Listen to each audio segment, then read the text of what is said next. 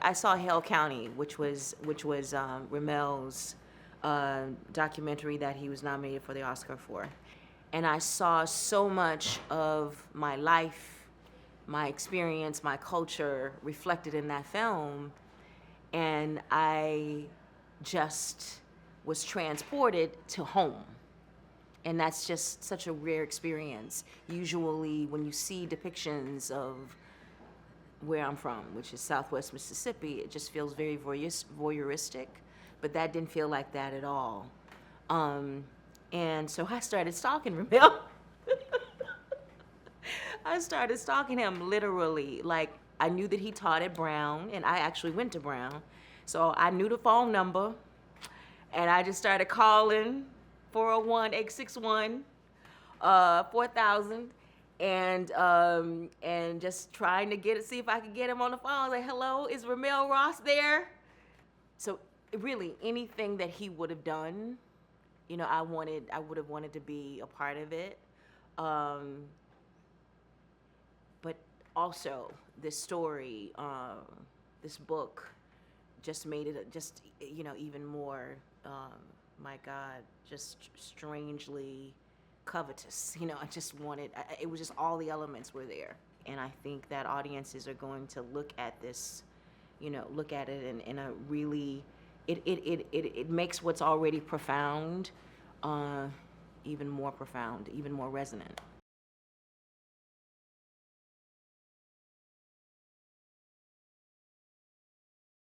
It's based on the true story of the Dozier School in Florida, where these kids were sent to, you know, reform school, and they were abused there. They discovered bodies of these children who were there, and from that, you know, they you know, kind of discovered the history, and that had gone back into like the early 1900s of this, you know, investigations of abuse that had been going on since the schools, since the beginnings of the school. And so this is what Nickel Boys is Colson fictionalizing the Dozier School, what happened at the Dozier School, but also maintaining the core of truth. That is the horror of that place.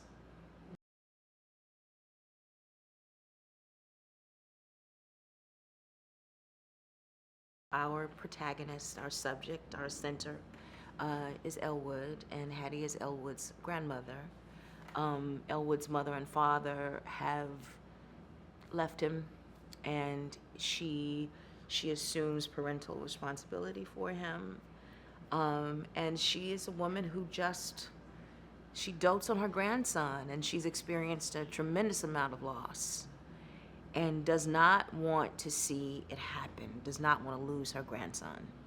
And so what we see through the course of the film is this woman dealing with her past grief and the very present grief, with the possibility that loss could happen again with Elwood.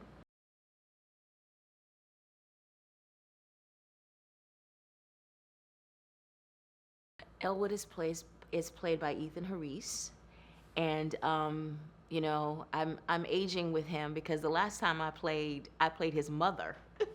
So now I'm his grandmama. I'll be his great grandmama next time. I played his mother in Ava DuVernay's When They See Us a few years ago, and I thought he was a delight then, and I still think he's a delight. He's just a lovely, lovely, lovely. He's a man now, you know. He's a little bit of a boy then, but he's a man now.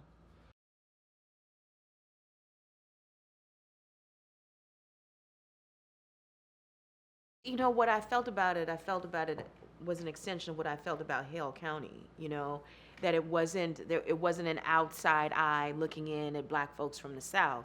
It was black folks in the South sort of speaking for themselves, which is something that's a rare. That kind of subjectivity is rare in film, period. So that's what made me so excited about it, you know. And I think that he sort of extending style in Nickel Boys. I mean, he calls it field work, you know, which I love that.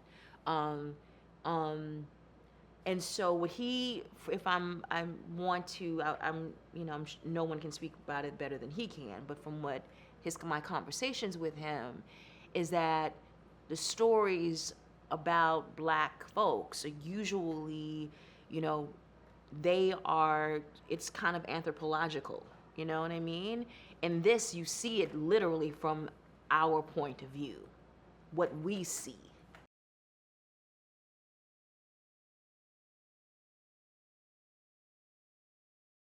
You know, what we have on screen is, and with Nickel Boys, the book, and with this adaptation, is showing that in a way that goes beyond headlines, goes beyond journalism. We see it fully, you know, how black children are incarcerated and, you know, literally for no reason. And they're being, what happens is not, so it doesn't end with them going to jail. What happens to them when they are within these, when they are in those cinder block walls? And I think that is necessary for us to see, and it's also necessary for us to see the humanity in this young man in Elwood, and see it portrayed by someone like Ethan Herisse, who is, you know, love. I mean, just joy. I look at him and I smile, and everybody does, you know. I'll describe Turner as intelligent, and I think he's just doesn't think there's anything better for him in life until he meets Elwood. Yeah, so I think Turner is very alone and very intelligent, and somehow he does find the light within these situations for himself. Like, he can somehow make the darkest situation just a little bit more playful, a little bit easier. He can kind of sneak and maneuver and just try to situate himself in the best possible place, and even though it's the worst experience. And I think he sees a win in that.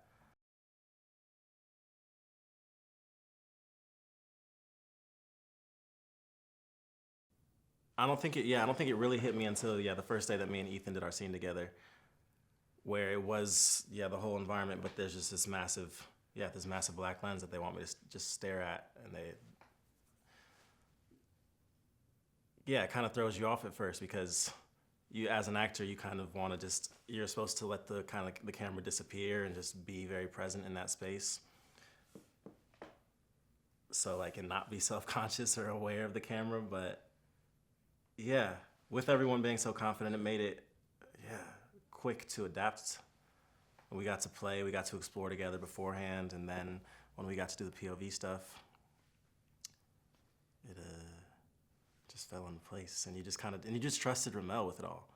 So there's a lot of thoughts, like, at least when I'm acting sometimes, where, like, they come in for a second, you're like, oh God, I hope that wasn't terrible, but, like, I don't know, I think maybe even the POV kind of erased a lot of those moments for me, because there was such a new element and so much more to consider. I never really thought too much about what I actually looked like.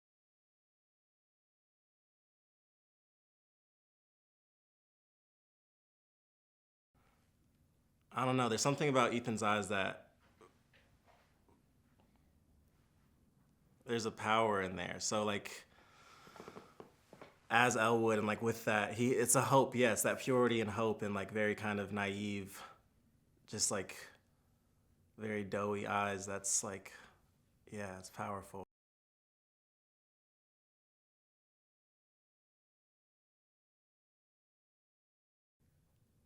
I would want them to go in with as little information as possible, but also as open as possible. So I think I would just give them that, like, tell them that this is going to be an experience in a film like probably no other film that they can compare it to, and that if you allow yourself to be pulled into it, which I think is if you just stay in the theater, I don't think there's like, you really have a choice. You kind of have to be pulled into it. But if you do allow yourself to be pulled into it, it'll be a beautiful experience. And I hope that you give yourself the space and time afterwards.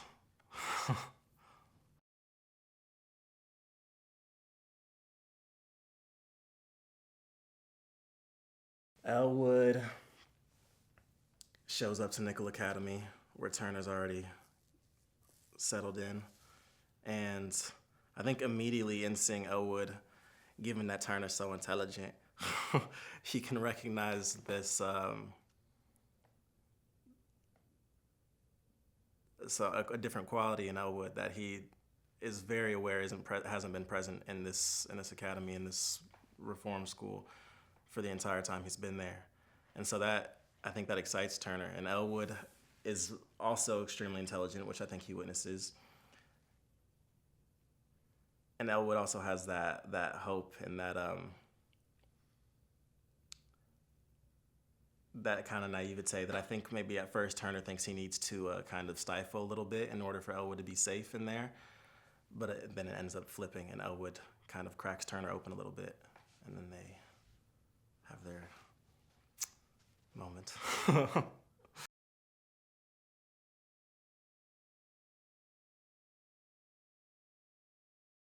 A beautiful thing that you could walk away from this film is that you're just now that you get to question things that you thought you maybe knew before, whether it be race, whether it be the way you interact with other people, or whether it just be the way movies are made, but that you now have some answers stripped from you and you know less than you did before, hopefully.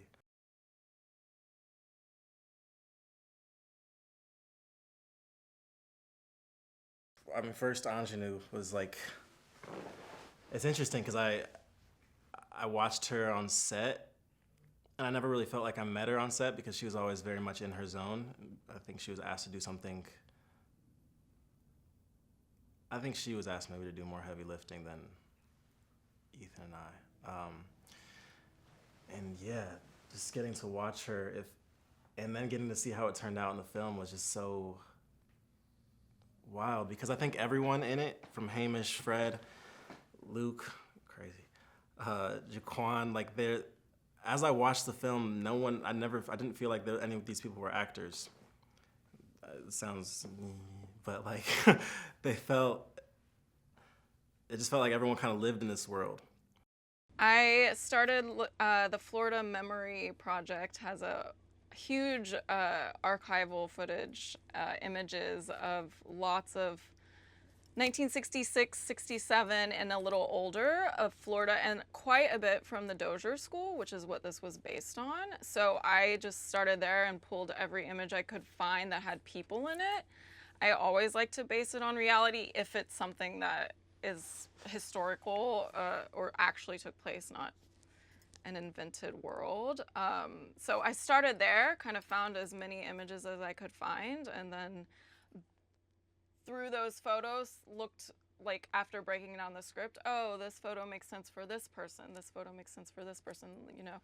And then from that, dive further, so expand from the actual Dozier School or Nickel to just the time period and more what made sense in that time. So you start there with the reality, and then you move a little further, branch out, and just lots of research.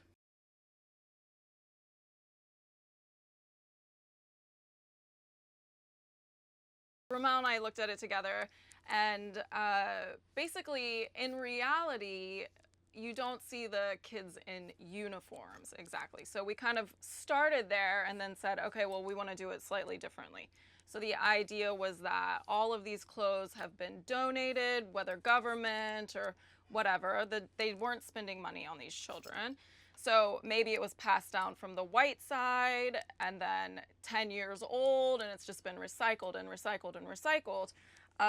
Hence why some of it is just so threadbare and basically destroyed, and they keep putting it on the kids. They really just don't care. It's basically to give them something. But then we, on the, converse side, wanted to show that the white students had a completely different experience, which was true. Our black students were used basically as manual labor, so that's why their clothes are more for function than for fashion.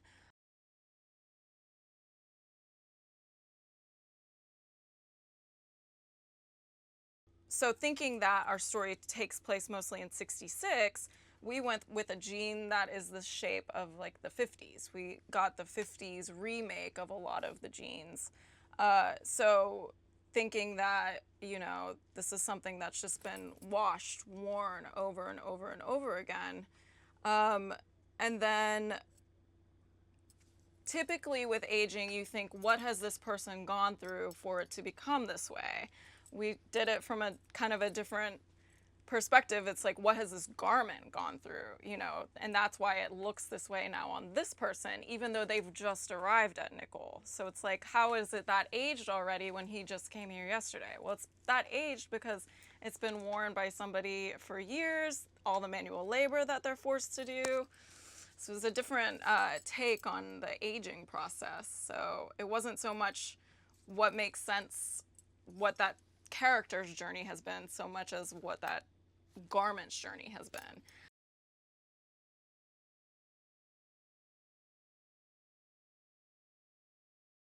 Hattie is Elwood's grandmother, and we started with making her very classic grandmother of the era.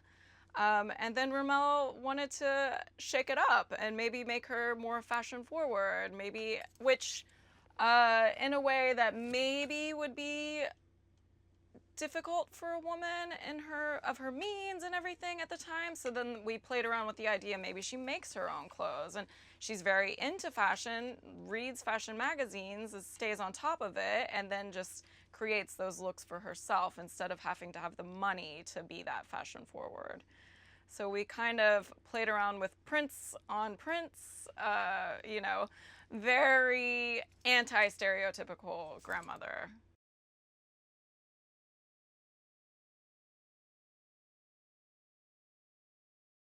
We wanted to make her a little more vibrant, and especially even towards the end when Turner comes to deliver her the news, we kind of toned her down a little bit, but kept it in a way that doesn't feel like she knows something is coming. It's as if she was either leaving the house or coming home, so it still is something that she would have been wearing anyway, but doesn't feel like somber. We wanted it to feel, just her everyday self. But yeah, we kept her much brighter than we had initially thought. We were going to keep it a little more toned down, and then we went in a completely different direction. A lot more fun, actually.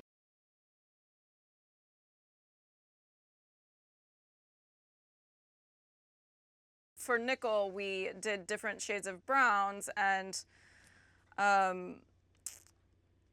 stripped away any color within that environment, so that when we were in Mariana, when he's on the streets doing the errands for the school, or pre-Nickel and then post-Nickel, we wanted to see that there is still this world going on around them that has life and color and vibrancy to it.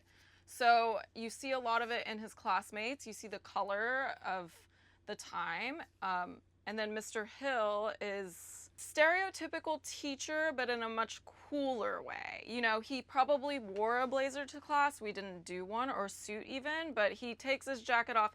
He goes in with his shirt and tie done properly, and once he gets in the classroom, he's like, roll my sleeves loosely, open my collar, loosen my tie. And I think he connects with the students in a way that other teachers probably at that time didn't. Then really we see Mr. Hill's coolness when we see him outside of the classroom, and he shows up at Marconi's when Elwood is working there, and you just see like, oh my God, he's wearing these like very fashionable sunglasses, he has this cool shirt on, and I think it's just another reason that Elwood probably really looks up to this person who obviously cares a lot about him.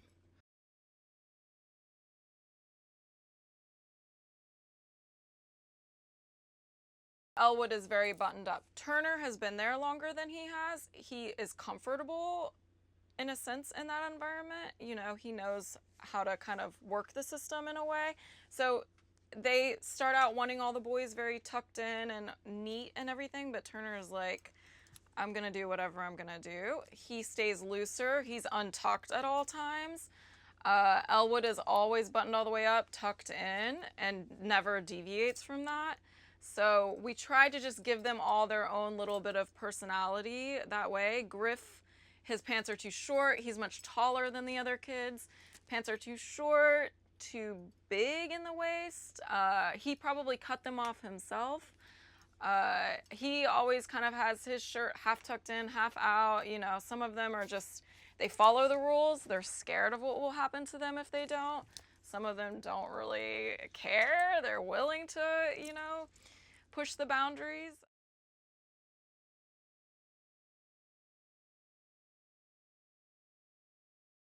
I think it's a very important story to be told, and I think that the aging that we've done on those nickel costumes are it's very gut-wrenching and sad, but I hope that it makes people realize that people were treated this way, children were treated this way. I mean, some of these kids were picked up for like stealing a pack of gum and taken to this school, and then some of them didn't even survive from it, you know?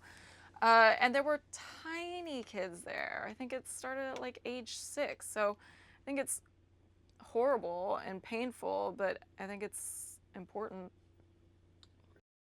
Nickel Boys is a film about following a group of kids growing up in what was essentially like a legalized internment camp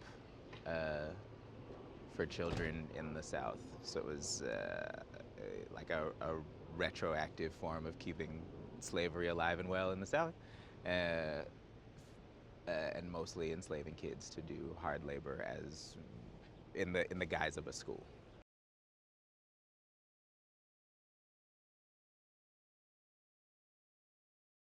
When we meet adult Elwood for the first time, it's after he has escaped.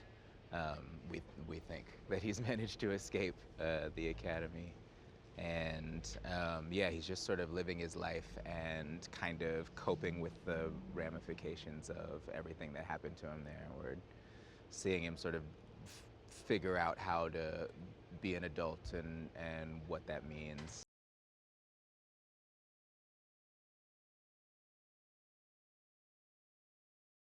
Really, like, one of the coolest things I've ever done. The whole film is POV, and so we're sitting with, at the time, adult Elwood in a bar, and a guy comes into the bar sort of down on his luck, and it's Chicky Pete from the old days who recognizes him.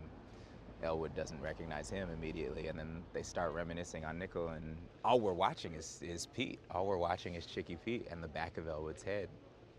Elwood Turner's head, responding to it, and it was an incredible performance to watch. Certainly, as the person who got to play camera, essentially, like, just a really beautiful scene, and for Turner, the revelation that his experience was not everybody's experience, and that in fact, like, he assumed his escape, which is the most important part of his experience there for him, like, would be something mythological, and it turns out for Chicky Pete, he doesn't even remember it. So it's a big moment for Turner, realizing that, like, this place was so awful for so many people. It's a thing he's managed to move on from. He's managed to not really think about as much. He's has a business now. He's sort of cut that part of his life off. But that's not true for everybody. A lot of people are still suffering from from all of the things that happened there, and I think it leads to sort of Turner's position later, where he decides he has to speak out on the things that happened there.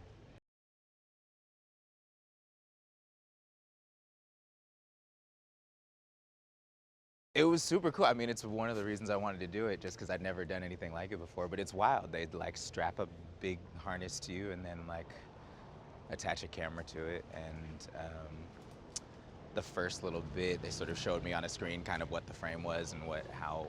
So I knew like, basically the frame is like my shoulders and head, and then things on the side and above. And so you do like, there is acting in it, there's character work in it, but it's also camera work in some way. And so it's like, make sure that this person is in the shot, but you're also acting with this person. And it was a really interesting way to do something. It had a lot of the various parts of my brain firing at the same time. It was really fun to do.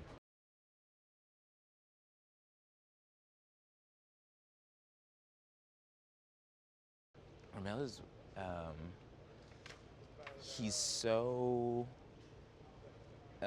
dedicated to like the naturalism of this project that like I think even when things end up not like what he was planning, he's like he just like, it seems like, whatever, we've had 2 days together, but it seems like if it feels real, he's happy with it, and like in fact is willing to sort of like cater things to fall more and more down that rabbit hole, which is pretty rare in my experience, to have like, really the guardrails are not on at all, other than like the physical constraints of like the space and the harness or whatever, but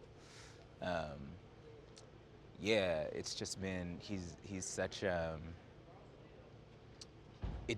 everything feels very real. Which is wild when you're wearing a 40-pound thing that's like definitively not real. But it was like some of the more like realistic acting I feel like I've done, and I think it's, you know, we just did a bunch of improvising for stuff that like will eventually be B-roll probably, but we're playing out 10-minute whole scenes that we're making up just so he can get 30 seconds of reality. But like, as an actor, what a joy to get to come in and play like that and not be worried about, so much of what we do is technical. He does a really great job of like getting that out of our way so that we can just try to exist a little bit.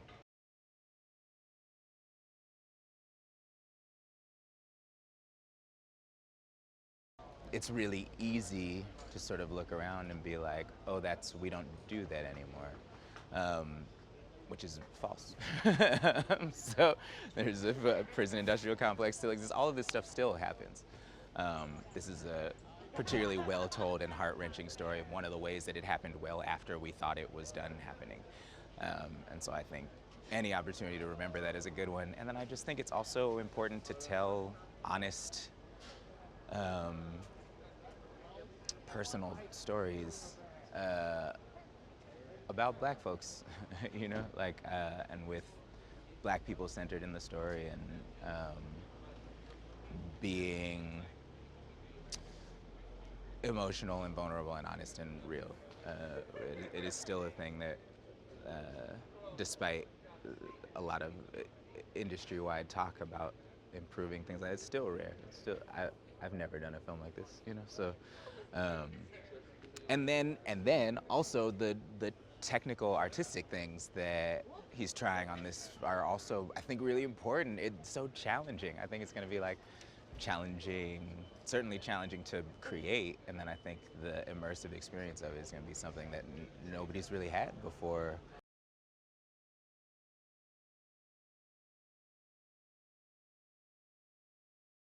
The camera is our eye in it.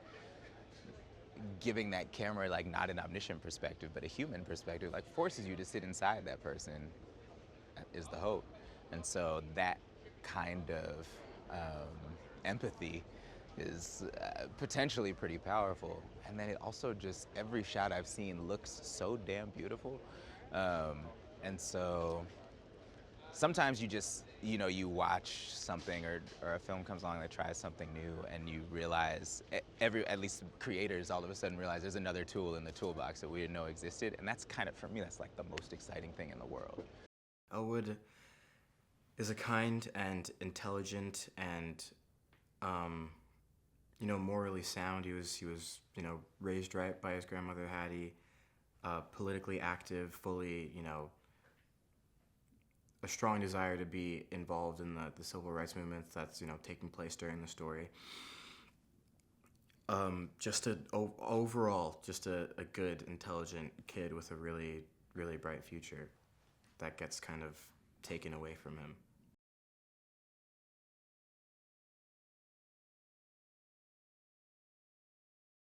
He had an opportunity to go to a technical college to further his education. And so while taking this opportunity, he is walking to school, and he hitches a ride. Someone offers him a ride.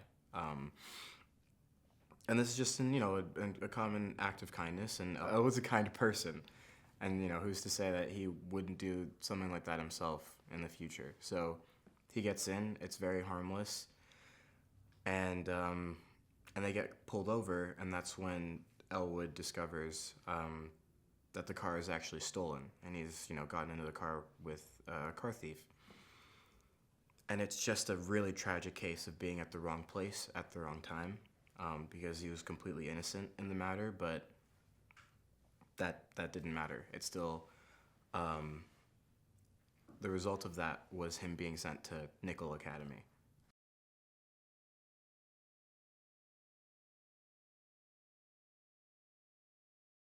Nickel Academy is, based off the Dozier School for Boys, which I believe was shut down in, I think, 2011.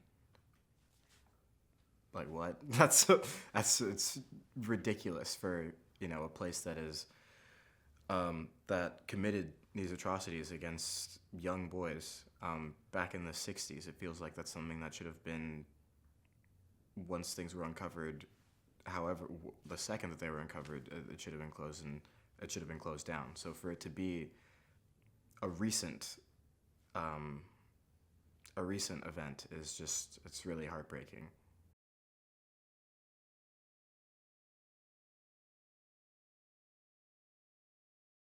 The experiences of the now men that went to the Dozier School for Boys, they're very real, and it shouldn't be something that's just, pushed under the rug. It's something that should be common knowledge. And so it's super important although Nickel Boys is a fictional story based on the Dozier School for Boys, it's still going to bring awareness to that real place and, all the other, reform schools that existed during that time period, and just bring these men's story to the light. It's way too important.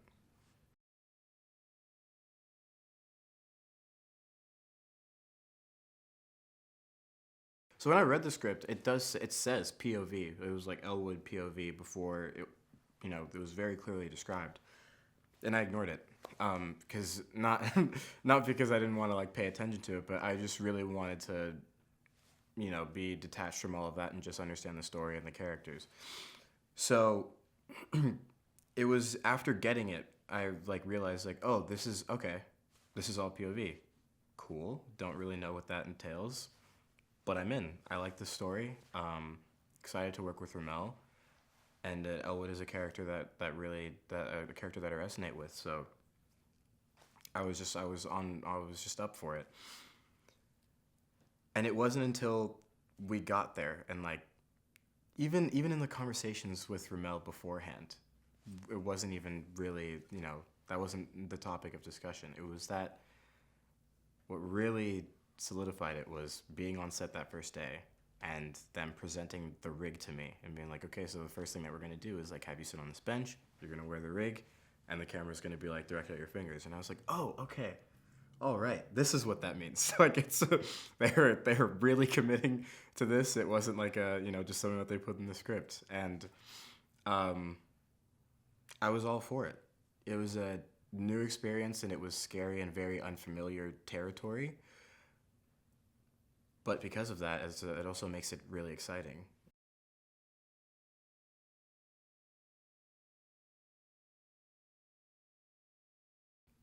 Turner comes from a very different background from Elwood that I believe has forced him to grow up a lot faster than Elwood, and so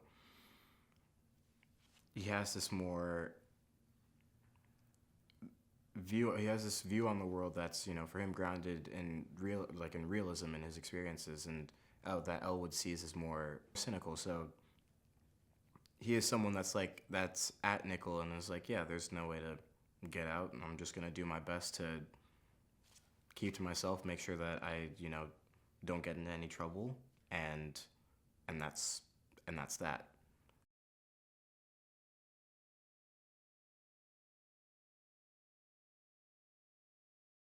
What Aunjanue does as Hattie, good lord. I mean, it is, you know, it's difficult as actors to kind of be asked to unlearn everything that we know and stare directly into the camera and find a face in there and find, you know, something to react off of and work with. But Aunjanue does it in such a stunning and heartbreaking way. I mean, she's just a force in this movie, and I've told her like a million times, what you do in this movie, you don't, like, when the movie ends, yeah, you've got that feeling in your stomach, and that's because of the thing, you know, the movie as a whole, but she does a really, really fantastic job of, you feel for her, and you understand, like, the gravity of the situation that these boys are in, like what's been taken away from them. She does just a fantastic job.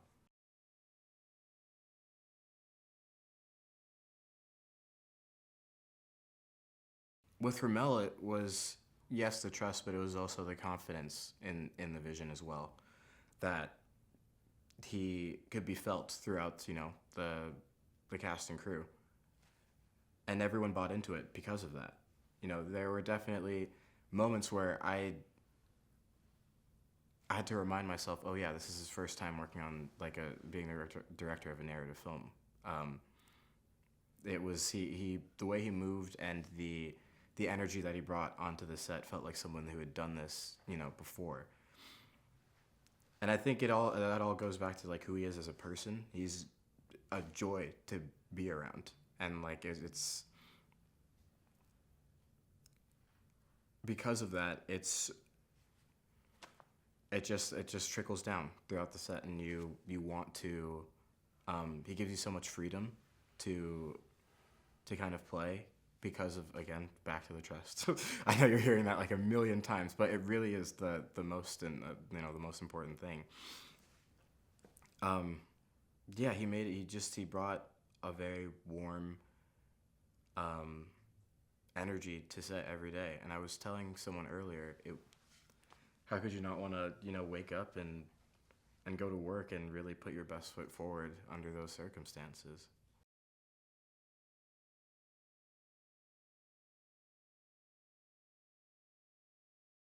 I hope that people walk into the film with a very open mind and open heart in order to accept the language of the film. And I think that once that is done and, you know, they finished it, I hope they take a moment to sit at home, maybe take a bath, be alone with their thoughts, and then just consider all of the images that they were shown. I feel like there's so much beauty that can be found in it, in different moments between Elwood and Turner, and in moments like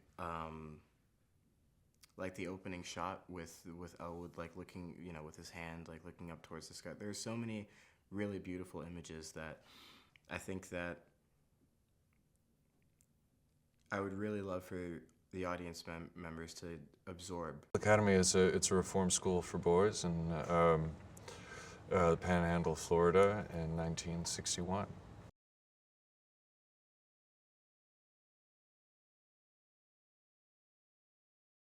It's a fabulous conceit using the POVs of the two protagonists to really put the audience inside these young men's heads.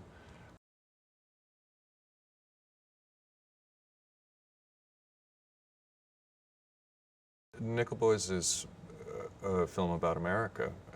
It's about our history, and it's about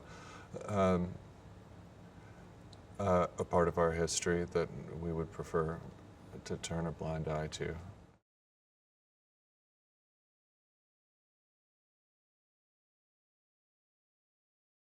Elwood's a kid who shouldn't be in this place. It's the sort of tragedy of the story that he ends up there, and that he ends up in a place where a person like my character is in authority.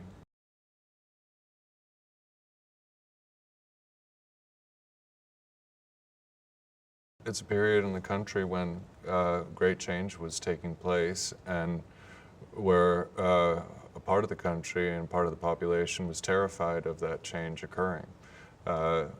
This happens in microcosm in the academy through the desperate ways the white people in charge try to break the black youth who are put in their charge.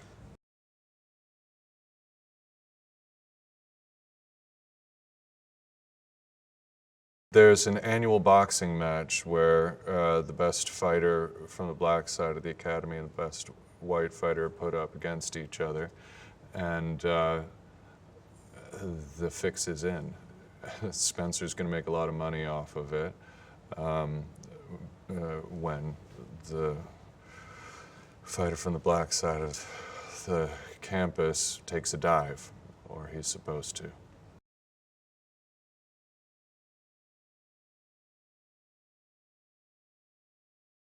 RaMell is the most relaxing director I've worked with, and I have not known what was going to happen most days when I show up.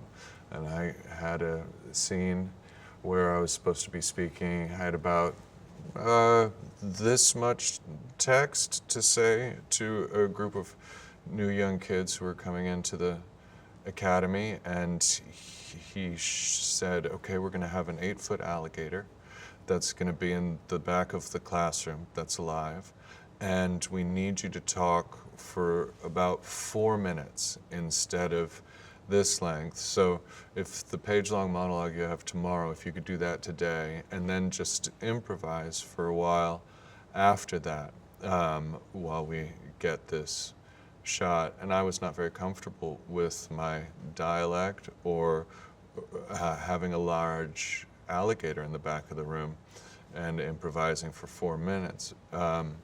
But as the scene went on, I realized I was madder at myself for not being better at improvising and at my dialect than I was at my life being put at risk by the large prehistoric multi-toothed animal, crocodile.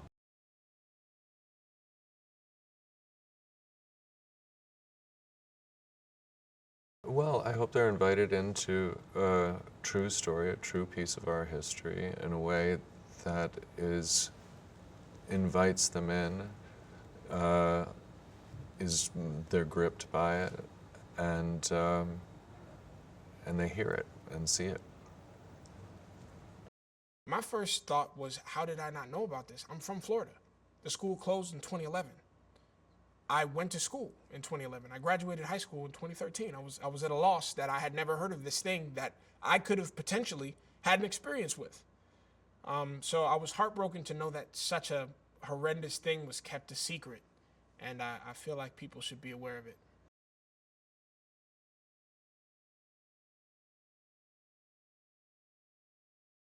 Nickel Boys is a film about young men who are put in a reform school that doesn't do very much reforming. It's a place of torture where they try to correct behavior with violence and terror.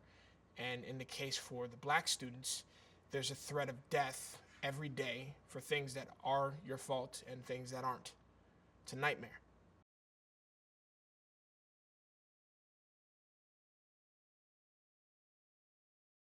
Griff is a bully. I know a lot of my acting teachers would say don't judge your characters, but it's hard to tell a lie about this guy. He's not a good guy. He has used his size to his advantage and climbed his way to the top where no one can mess with him. The only thing is, to stay there, he has to mess with everyone. So he's smart enough to bully, but he doesn't have any sort of educational intelligence. He's socially intelligent in terms of knowing what a pecking order is and how to stay on top. But book says he don't know 2 + 3, and that's trouble for him.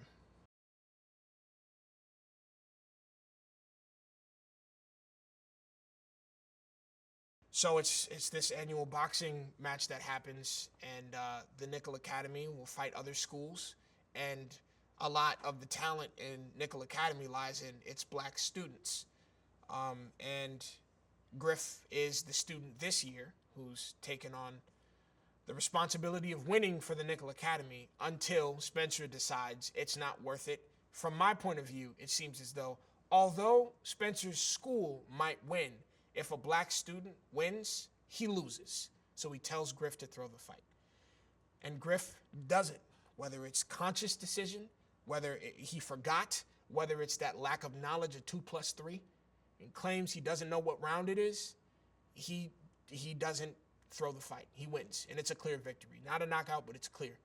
And then he pays the ultimate price.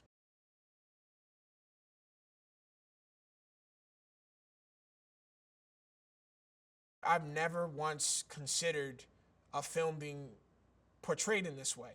So rather than having over the shoulders and masters and 2 shots, we usually stay in the point of view of either Elwood or Turner.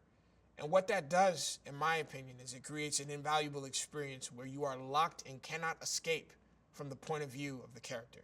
There's no, even if you were to hide and peek through your fingers, you're still seeing through Elwood's eyes, through Turner's eyes. And there's something sharp to that.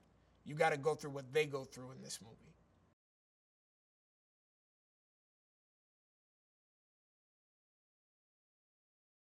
So Ethan's playing Elwood, and what I think he's bringing is himself. Okay, when I met this dude, there was this warmth and this joy and this intellect and this intelligence.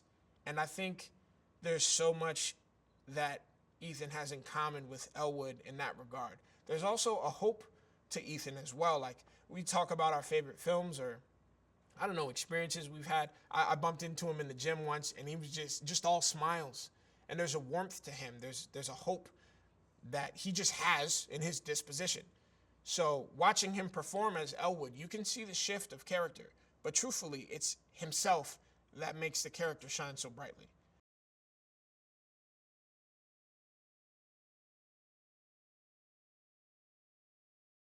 As for Brandon, he's also another hopeful individual. He's somebody with a very open way of communicating. He's so encouraging just with his eyes. So it's interesting to watch him play opposite and be a sort of downtrodden man with no hope. Kind of, I don't know what you're doing with all of that joy.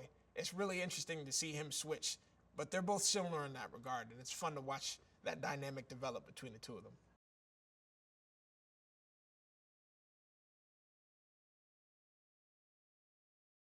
So working with RaMell has been awesome. The man knows what he's doing. And I think RaMell has a good sense of tailoring his direction to the performer and the character the performer is playing.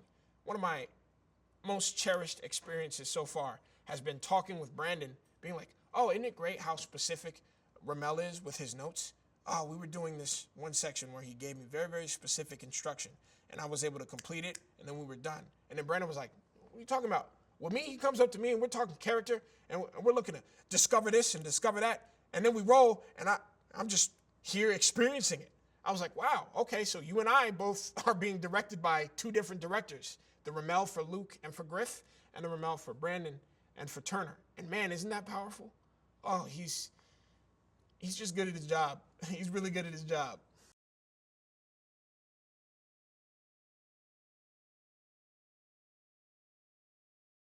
As an African-American man, that's probably the thing I can be, one of the things I can be proudest about my culture. No matter what, we were singing. You go back a couple 100 years, we were singing. We got songs people still sing today. And when you see those kids smiling, even though some of those kids, some of them may have suffered and some of those kids didn't get a chance to grow up, there were moments of joy. And I think that proves to those with doubt that we're human. And that's what these kids were fighting to prove. They may not have known it, but they were fighting to prove their humanity. When it came out and was familiar with it before I even received the script, loved it. Obviously, it's an intense read. And then when I got the script, I was immediately excited about it because I knew RaMell's work. I knew Hale County and loved that film. The research, I mean, the film is set in the 50s and the 60s, and then with some flash forward to the 70s, the 2000s, 2018, that kind of thing. But in terms of the bulk of the work in the 50s and 60s, I mean, it was just a ton of research into the period.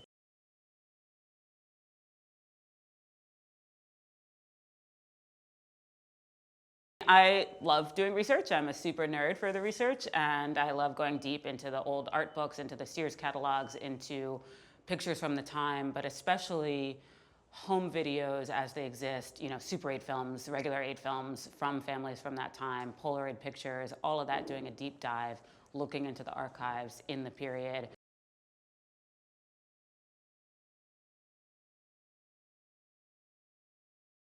Because the school is based on a real school called Dozier in Florida, there actually is a lot of documentation of the actual school. So we looked at all of that and used Florida Memory quite a lot for their documentation, keeping in mind that the photos that are taken of that school, as is sort of remarked upon in the movie, are on inspection day. These are not candid photos. These are not realistic photos. And the nature of documentary and documentation as a whole, you always just have to remember that the camera is there and that people in some ways are performing or creating propaganda in their images. So we use the Dozier photos as a jumping off point and an understanding, but we also used institutional schools, jails, et cetera, from then to now as a reference.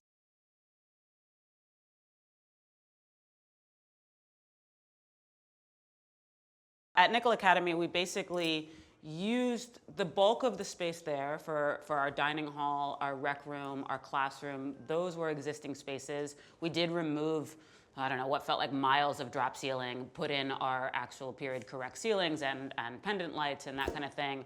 But the White House was a full inside-outside build. We added greens to make it feel like it had been there for a long time. You know, there was quite a bit of aging. We salvaged corrugated metal that was already aged for the roof to make it feel like it lived there. The showers also were a full build, and so all of that kind of rust and concrete and slime, that's all things that we built, you know, a few days ahead of time.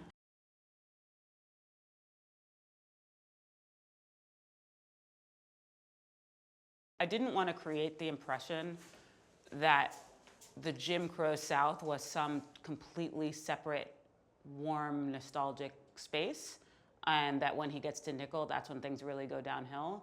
When in fact, Nickel Academy is just a pipeline from the Jim Crow South to something that is expected in many ways for Black men, Black boys at that time and now.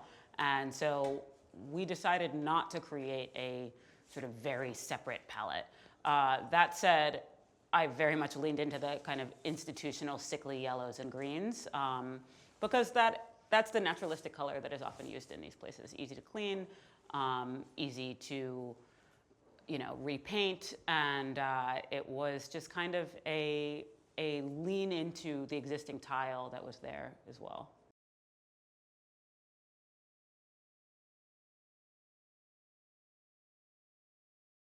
I hope when people see the movie that they're just immersed in the world, you know, and I feel like always production design for me is about creating a space where the characters can breathe and where you just are paying attention to that.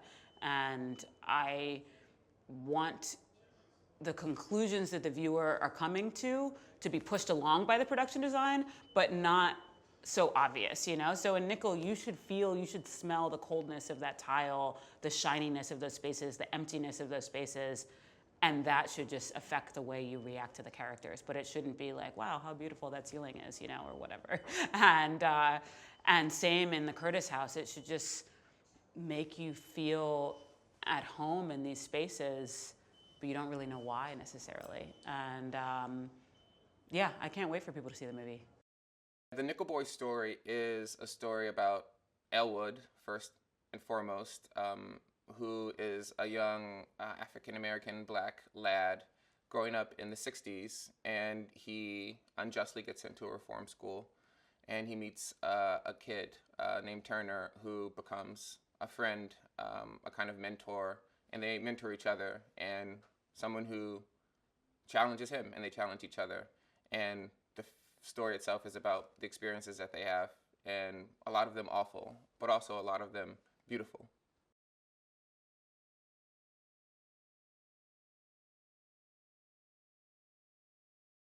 Yeah, Hattie represents what I think to be, and pardon Coulson if this is not what you intended, but the sort of backbone of the black community.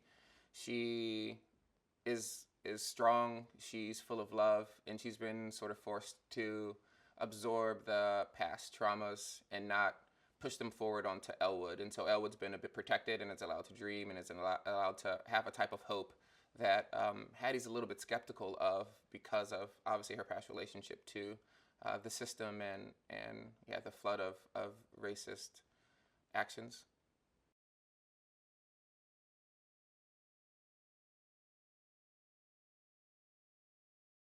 Yeah, Nickel Academy is based on the Dozier School for Boys. And so in North Florida, Tallahassee, it's a reform school that said, obviously, to be reforming the boys, to teach them good values, to make them ready for society. And you realize quite soon that the boys were actually fine in society, and perhaps not all of them really needed reform. And the reform that they were giving them was actually just sheer oppression and pain. A lot of psychological trauma, a lot of abuse, and a lot of shaping the lives of boys who would then shape the lives of others in society in a ripple effect that is incalculable and, yeah, really devastating to even consider.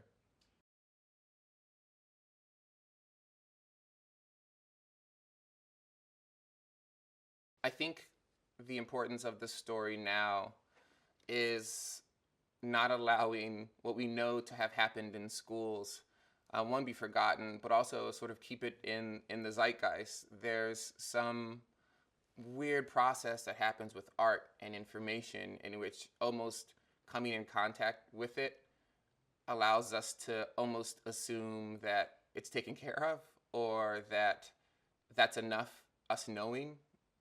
But this has been happening for, I would say, hundreds of years across the world. And we find another school and we find new bodies and we're like, oh darn, I can't believe that happened. But yet we don't throw money to prison reform, and we don't throw money to prevent people from, or allow people to have the resources so that they're not, encouraged to do things that get them in prison. And it's all tied to a larger system that is kind of more interested in other things than taking care of the most vulnerable.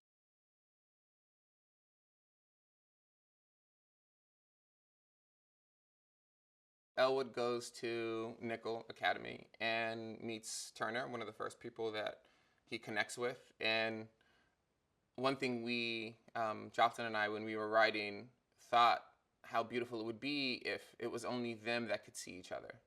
And that is, sort of both metaphor and fact in the film. And through the process of seeing someone, they, I believe, bloom and blossom within that gaze, and there's an exchange that happens. And whether or not that exchange pays dividends in the future of another is, I think, a lot based on the openness of the visual interlocutor. And so they have conversations over the course of their time, and they have experiences, and they learn from each other. And Elwood is challenged. He's idealistic. Turner is challenged. He's a cynic. And over the course of the film, through camera language and through dialogue, they kind of grow into one another in a way.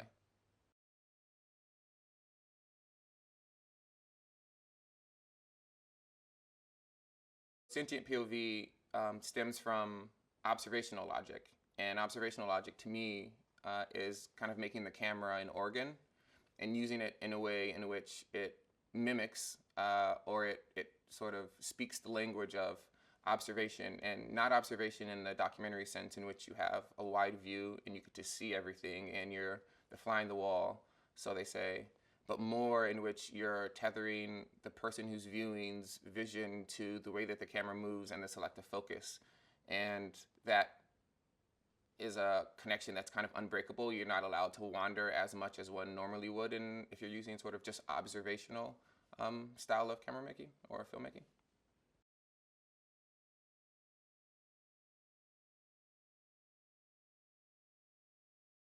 Working with Jomo was, I would say, a godsend. It was such a wonderful experience meeting someone who, one, understood what I was interested in, but also had their own, research and their own understanding of what the image has been lacking in the past as it relates to the Black community at large. And when we started talking, realized immediately that we were at the same place approximately. And so, there was no sort of catching up but this is this and this is that. It was more, oh yeah, and this, oh yeah, and that. And that was great because we started to collaborate in a way that could push the vision forward.